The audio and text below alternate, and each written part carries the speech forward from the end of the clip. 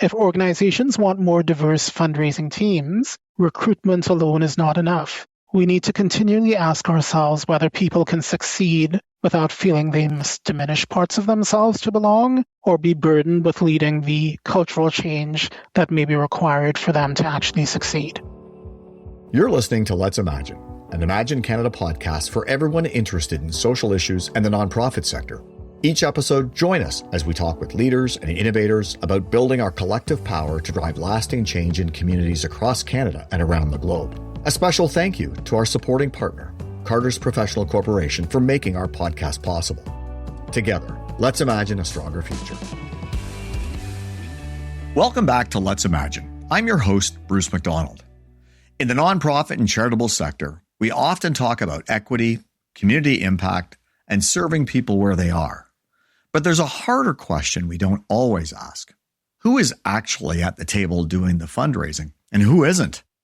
Across the sector, fundraising leadership and teams don't often reflect the diversity of the communities they serve, particularly when it comes to race, lived experience, disability, immigration, or 2SL LGBTQI+ identity.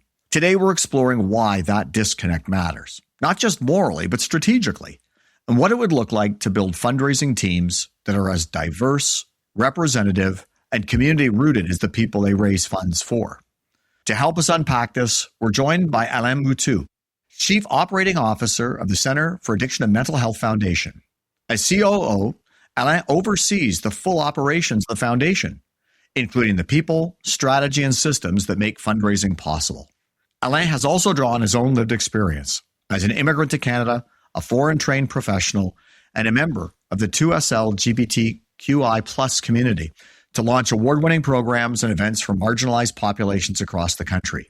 He knows firsthand what it means to be both a fundraising leader and someone who reflects the communities this sector is meant to serve. With over 20 years of leadership experience across organizations like Luminous Community Services, Surrey Place, March of Dimes, Chorus Entertainment, and Ernst & Young, Alain brings both a personal and professional perspective. Alain, welcome to the Let's Imagine podcast. Thank you for having me. So we'll kick off with our first question.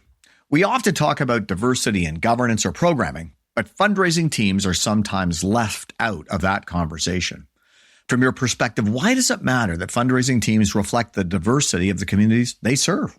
So from my perspective, there's sort of four main areas we need to think about.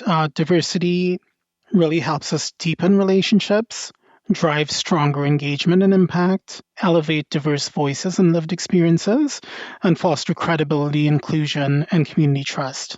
So in the first area, it's important to recognize that fundraising is not just a revenue function, it's fundamentally a relationship function. Strong relationships are built and sustained through trust, credibility, and a genuine sense of being seen, heard, and understood. Diversity can help create the conditions for authentic connections with a broader base of community members. When we think about fundraising teams, they're often the public face of an organization. They're in boardrooms, community spaces, and in one-on-one conversations with our entire community. The more our teams can reflect a range of lived experiences, perspectives, cultures, and identities, the more likely it is that our engagement and impact with diverse communities will be strengthened, as people tend to feel understood when they see themselves represented in others.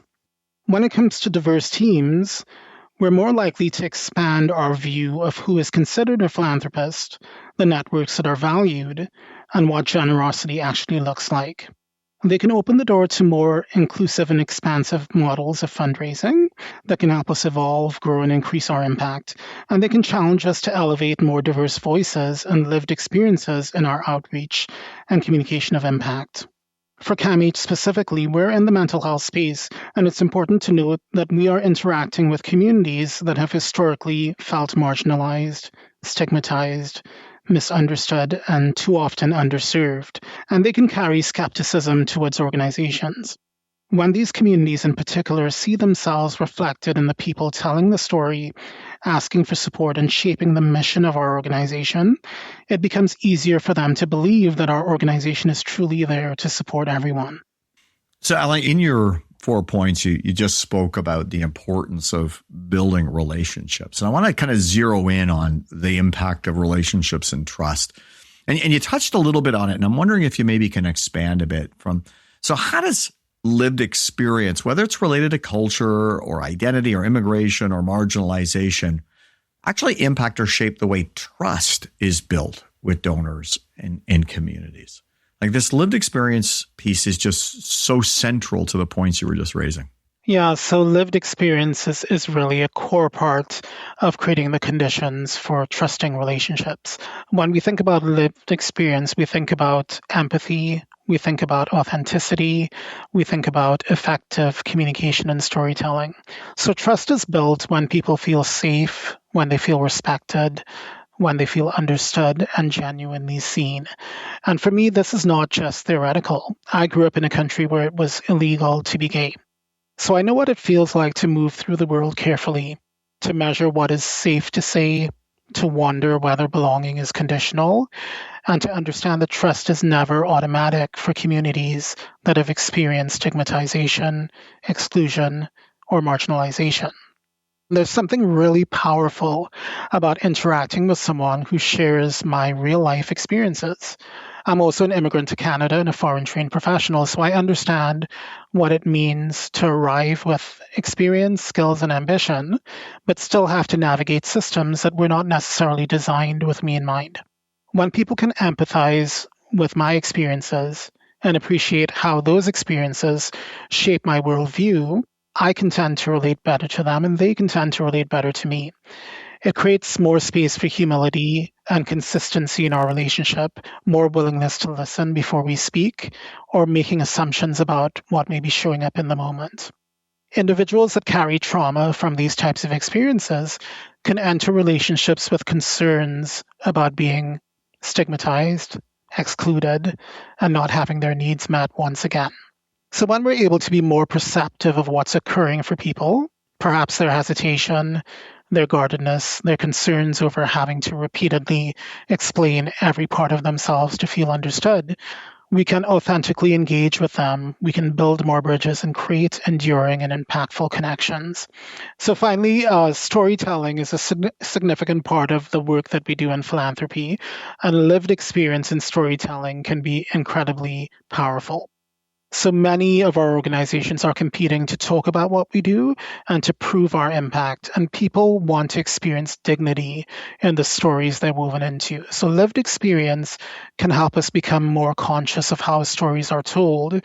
So diverse people are not reduced to trauma narratives that we've seen in the past, but they're seen in their full humanity with strength, complexity, and a lot of agency in their lives. So, Alain, before we talk about fundraising teams themselves, I'm curious as to whether you can offer any thoughts on what I might view as a bit of a tension or a discomfort. So as more individuals with lived experience become the ambassadors or brokers of the fundraising function and are in talking with donors, many donors, particularly individual donors or philanthropists, don't come from those backgrounds. So as these stories are being told, as real life examples are being discussed and portrayed, do you see a tension that arises for donors who either can't relate or struggle to relate? Or does this actually lend weight to the organization's sort of authenticity? I'm just curious because there could be this disconnect between the reality of wealthy philanthropists and the lived experience stories that they're experiencing in these meetings and conversations. Yeah, I think it's an interesting area. I think there has been a perception that there's a disconnect between major gift donors and the communities they're supporting. And what I experience is that more major gift donors want to feel more closely connected to the causes they're supporting. So they're actually thirsty for that connection. They're thirsty for that experience with more diverse people. And diverse fundraising teams can be a really impactful connection point to both the major gift donor and the community that they're supporting. And also the community recipients of that major gift donation also are thirsty for that connection to the donor as well. So we're doing a lot of work in bridging that divide, and we're seeing it's very, very powerful for everyone. Great, thanks. And that's actually kind of where we're headed now, which is around the actual teams, because many organizations say they're committed to equity, but their fundraising teams, they really remain relatively homogenous. So what do you think are some of the structural or cultural barriers that prevent more diverse talent from entering and staying in fundraising roles? Yeah, I think from my perception, there's this feeling that diversity is a pipeline issue. And in my experience, it's most often related to systems, culture, and belonging, as well as organizational support. So many organizations genuinely value equity, yet our hiring practices, our leadership norms, and our culture still reflect a very narrow image of who belongs. So we have to be willing to continually examine our norms and culture and think about who is being centered, included, and unintentionally excluded. It can involve large things like who attends major meetings, donor meetings, and small, simple things like the types of food we include in our catering and our meetings. Those of us who are perhaps more comfortable and used to being in the center can play a profound role in bringing more diversity and non-traditional ways of being into the forefront, even if it makes us uncomfortable or we make some mistakes while we're trying to do that effectively. If we don't, we run the risk that more diverse people may feel as though they need to assimilate. They need to communicate, behave, and present themselves in ways that feel more familiar to the institution in order to be seen as credible. And over time, we see that affects retention. We may hire more diverse people, but we won't be able to retain them as people only stay where they feel valued for the fullness of who they are. Another important area is mentorship and sponsorship. It's so critical. So careers in fundraising are often shaped through informal advocacy and introductions, and when leadership remains relatively homogenous, underrepresented professionals may face additional barriers to advancing in the organization. What also happens quite often is diverse staff are frequently being asked to carry significant emotional labor by leading inclusion efforts alongside their core responsibilities. And they're often asked to do this with limited to no resources and without a lot of support. So essentially, if organizations want more diverse fundraising teams, recruitment alone is not enough. We need to continually ask ourselves whether people can succeed without feeling they must diminish parts of themselves to belong or be burdened with leading the cultural change that may be required for them to actually succeed. Yeah, it's really incumbent, your comments really make me think about how important it is or incumbent upon the leadership of organizations to ensure that the richness that they might get with more diverse staff does not become compromised over time because diverse staff feel like they have to conform to the traditional norms, as opposed to bring those new characteristics into the conversation and actually expand open markets, different ways of working. That could even be an unintentional thing that leaders are not even thinking about. We have to acknowledge that this is not actually limited to just diversity. It is culture. Organizational cultures need to evolve to continue to be successful. So what we did in the past that made us successful may not necessarily be what makes us successful in the future. So always examining and being in inquiry about what do we need to do differently to continue to succeed is really important. Yeah, these are some really fascinating points for those both in fundraising and those who are leading organizations just in general. So there's a growing movement around community-centric fundraising as an alternative to the traditional donor-centric model. When we think about major donors in particular, where significant power and resources are concentrated, how do you see that shift playing out in practice? And what does that mean for rebalancing that relationship? Yeah, I think it's really interesting to look at CAMH Foundation's evolution. So we are just 28 years old, and we have been supporting a cause that has been historically very stigmatized and marginalized. So when we started our fundraising 28 years ago, we actually told donors not to attach their names to our cause because we were worried that it would tarnish their reputations. Those catalytic donors, those major gift donors that entrusted us, that invested in us helped us break down the stigma and open the doors to more communities getting support and to us now being able to engage more broadly with the community. So when we have these conversations, I think it's really important that we be very additive and we think about how we can bring everyone together in a more robust system. So when I think about the mental health space in particular, we know that increasingly more people are in distress. They're asking for help and they're trying to navigate a system that can feel like a maze for them. In Canada, 7% of healthcare funding goes towards mental health, compared to about 10% or 11% in other countries. So we know that means our funding gap in Canada is about $1.5 billion a year, and that's only growing. So when I think about community-centric fundraising, I see it as an opportunity for us to be more expansive, getting more donors involved, helping us improve the system. We want to build on the immense generosity of historical major gift donors and their giving now and expand participation to more people in our work.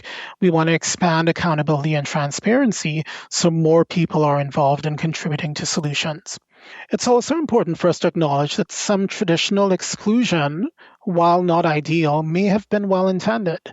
Even here at CAMH, for example, we have stayed away from involving our patients and their immediate networks in our fundraising activity.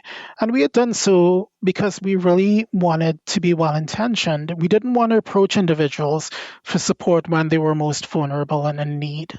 We're starting to rethink that now because we have been realizing that we've been unintentionally excluding them from participating in helping build the very systems they want and need themselves. So ultimately, we need to think about this carefully. We need to listen to a broad range of voices, continue to be thoughtful about how we're involving people, and ensure that we're thinking about equity, inclusion, diversity, and belonging in everything that we do. Yeah, that last point is such an interesting one because I think organizations struggle with that constantly. Myself, I'd worked for an organization where, it was a youth organization, and the question was it appropriate to involve and engage young people and their families in the fundraising experience or function? And how would we do so in such a manner that was portraying their stories in both a way that they were comfortable with and a way they wanted to talk about, rather than automatically assume they didn't want to participate in that, because at times they were also some of the most powerful standard bearers for the organization. So it's interesting that you've been talking about that, because I think many organizations do struggle with it. Yeah, and it's incredibly complex. That's why we need more people and more voices involved to help us do it well. Yeah. So now through your career, you've been intentional about drawing on your lived experience, which you've kind of talked about, to sort of design, create programs, some of which have been award-winning. Can you maybe share an example of one of these initiatives, and how can fundraising leaders foster environments where lived experience is recognized as an asset rather than something people feel pressured to downplay or assimilate? Kind of pull some of these themes together. Mm-hmm. So one example I can draw from is when I was the Chief Administrative Officer at Springboard Services. And there I led the expansion of what we call the Community Learning Hub. That's a digital platform that is designed to help some of the most vulnerable people in our communities. So youth involved in the justice system, individuals with developmental disabilities, and people that are often unemployed and underemployed. We noticed that in our skill development programs, they were traditionally paper-based, and attendance and completion rates were in decline. So we started to introduce technology enablement, gamifying the exercises, and we involved youth workers and youth in co-creating the programs with us. What happened was that platform that existed in 2 locations in Toronto, over 5 years, it expanded to 150 communities in collaboration with 45 organizations. Today, that platform reaches close to 11,000 youth per year, and we have over 160 organizations involved, over 1,000 trained facilitators. What we see is that youth completion rates, satisfaction rates, and facilitator satisfaction rates are consistently exceeding 87%. And what made that work meaningful to me was that it was deeply informed by lived experience, including my own experience as a young person struggling with my identity in my home country, struggling with developing my own skills.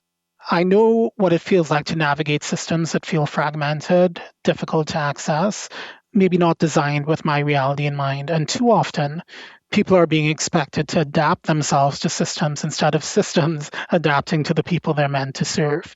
With the Community Learning Hub, we focused on accessibility, partnership, and co-design with communities rather than assuming our organization alone had all the answers. And the innovation was not just technology, it was relationships. It was about creating a platform where organizations could collaborate more effectively and where individuals could connect to opportunities with greater dignity, greater ease, and dare I say, even fun. So for me, that experience reinforced that important leadership lesson for me that lived experience is not a liability to overcome. It can be an amazing strategic asset. So when organizations create cultures where people feel safe to bring their full identities and perspectives forward, innovation can thrive. We can make better decisions because we have a deeper understanding of real life experiences, especially for communities that have felt excluded or diminished in the past. Well, congratulations. What an amazing example. It's also so interesting to hear about innovative practices that have not just been adopted, but have been maintained and scaled. Because it's interesting, sometimes we hear of these great ideas, but sort of what's more like the end of the story? And in this case, wow, look at the scale of what it's accomplishing and the people and organizations that it's impacting. That's just amazing. Yeah, we're very proud of it. Yeah. So we're going to switch gears a little bit. We've talked already about fundraising teams, but we're going to expand that now to thinking about the advancement from fundraising as a discipline into organizational leadership. So, representation is not just about hiring. It's about power, voice, and advancement. So what does it look like to ensure that diverse fundraisers have real pathways into leadership, into the decision-making and influence within organizations? Yeah, such an important question. I think it's really about reflecting all of the time on who's getting heard, who gets trusted, and ultimately who gets to shape decisions. So in fundraising, especially, influence often sits in rooms where strategy, relationships, and resources are being decided upon. And if diverse professionals are not present in those spaces, if we don't empower them within those spaces, then they become more symbolic than part of the solution. So talent alone is not enough. People need to be sponsored, they need visibility, and they need opportunities to lead. So for me, we have to think about pathways, and we have to be intentional at multiple levels throughout an organization. We need to think about mentorship and sponsorship. Leaders actively need to open doors, advocate for people in succession conversations, and trust them with meaningful decision-making authority. And when people fail, and we all experience failure, God knows I have, it's about helping them pick up the pieces, learn from that experience, and continue to improve towards achieving their full potential. We need to ensure that diverse fundraisers are not only managing programs or community engagement, but they're being represented at all levels of leadership, helping shape campaign strategy, engaging with the board, and engaging with every level of donors. And that means we have to really look at our structures. Are they transparent? Are they allowing advancement? Are we being competitive with our compensation? Do we see succession in the people we hire? And are we investing in them intentionally? Some great thoughts there in terms of leaders thinking about their obligation to ensuring that the system within their organizations is enabling and empowering. So we've had this great conversation today. There's listeners out there who are saying, okay, I have a better understanding of this. But right now, we're not acting or reflecting those whom we serve in the communities that we represent. So for organizations that might want to do a bit better job of this, but don't know where to start, what would you suggest are one or two concrete changes that fundraising teams can make? So whether it's recruitment, culture, or strategy, to move towards greater equity and representation? I think there are three transformational areas. So the first is starting with recruitment, looking at it very honestly, challenging ourselves on whether the credentials, the networks, the informal relationship pipelines we use today could they be unintentionally excluding talented people from diverse backgrounds? We have to really ask ourselves, are we hiring for actual capability and potential or simply familiarity? I think we all have opportunities to expand where and how we recruit. We can remove unnecessary barriers that can open the door to really extraordinary talent. The second is really focusing on our culture and advancement, not just hiring, but diverse professionals want to enter organizations and see clear pathways into leadership. That's where mentorship, sponsorship, and succession planning is critical. So we need to be very intentional about creating opportunities for diverse people, give them highly visible projects, allow them to participate in forming strategy and building greater influence both inside the organization and outside of it. And then finally, applying an equity lens to everything we do in our strategy, involving people in helping decide the voices that are shaping our campaigns, the stories that are being told, and the way we engage our communities so that they really see themselves as partners with dignity rather than just recipients of support. And I've learned that people do their best work when they feel they belong without having to diminish parts of themselves. We can only become stronger when people feel that they can shape our direction and shape our decisions. So we're on to our final question. And our last question always looks ahead and looks to talk about hope. So looking ahead, what gives you hope for the future of fundraising in Canada? Where are you seeing signs that the sector is beginning to reimagine who fundraising is for and who gets to lead it?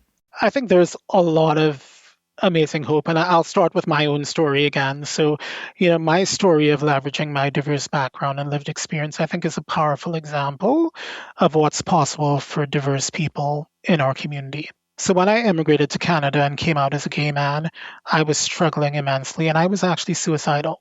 Thankfully, I had a strong support system that encouraged me to use my lived experience to help other people. That was more than 20 years ago. And at that time, I volunteered with CAMH in our Rainbow Services program as an advisor to help improve programs for the queer community. Through that volunteer work, I created a community fundraising event, a music and comedy festival. And the purpose of that event was to help raise funds for depression research at CAMH.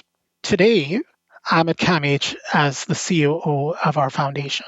So I moved from raising about $10,000 for research to now being at CAMH, where our last campaign that I helped make successful raised over $600 million for our cause. And if that is not a testament for the potential for diversity to both have a place at the table, but contribute, I don't know what else is. And what I see in our sector is so much evidence of people like me at our peer organizations having greater leadership, having a greater voice. It's so encouraging. I see so many organizations engaged in deep reflection and actively involved in having more diverse people co-create the future of their organizations. I see diverse people entering our sector with bold, fresh new ideas. And what I really love is they are so respectful and appreciative of the great work the sector has done to date. And they want to continue to build on raising that bar and making our impact greater and involving more people in our work. So there's a lot to be hopeful about. And I should say I'm very grateful to leaders like yourself that are using your platforms to continue to have these important conversations. So much hope, so much to celebrate. Amazing. Alain, thanks so much for joining us and for bringing both your professional experience and your lived experience into this conversation. Your leadership reminds us that fundraising isn't just about dollars raised. It's about relationships built, voices amplified, and the kind of sector we choose to create together. So we really appreciate you taking the time to be on the podcast. Thanks so much. Thanks for listening to the Let's Imagine podcast. For full show notes and to subscribe to our newsletter so you never miss an episode, please visit our website, www.imaginecanada.ca. Also, if you really like this episode, we invite you to leave us a 5-star review wherever you listen to this podcast, as this helps other people discover us and engage in these conversations. And again, thanks to our sponsor, Carter's Professional Corporation, for supporting our podcast.